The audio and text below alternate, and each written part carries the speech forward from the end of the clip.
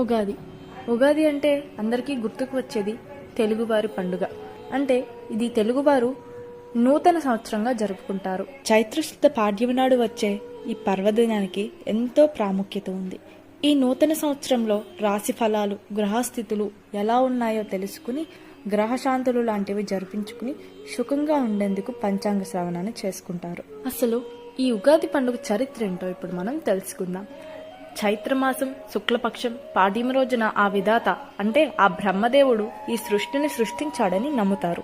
సోమకుడు అనే రాక్షసుడు వేదాలను దొంగలించిన కారణంగా మత్స్యావతారం ధరించి విష్ణుమూర్తి అతన్ని సంహరిస్తాడు. వాటిని తిరిగి బ్రహ్మదేవుడికి అప్పగించిన సందర్భంగా ఉగాది ఆచరణలోకి వచ్చిందని పురాణాలు చెప్తున్నాయి. ఉగాది, యుగాది అనే రెండు పదాలు వాడుకలో ఉన్నాయి. ఉగా అంటే నక్షత్ర గమనం, నక్షత్ర గమనానికి ఆది యుగాది అంటే సృష్టి ప్రారంభమైనదే ఉగాదిగా అంటారు. యుగం అనగా ద్వయం లేదా జంట అని అర్థం.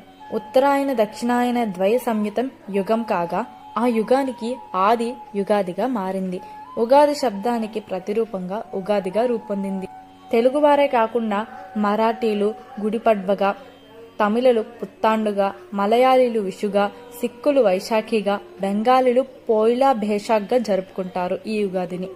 ఉగాది రోజు ప్రాముఖ్యమైన వంటకం ఉగాది పచ్చడి. షడ్రుచులు సమ్మేళనంగా చేసే ఈ పచ్చడి జీవితంలో జరిగే వివిధ అనుభవాలను సూచిస్తుంది.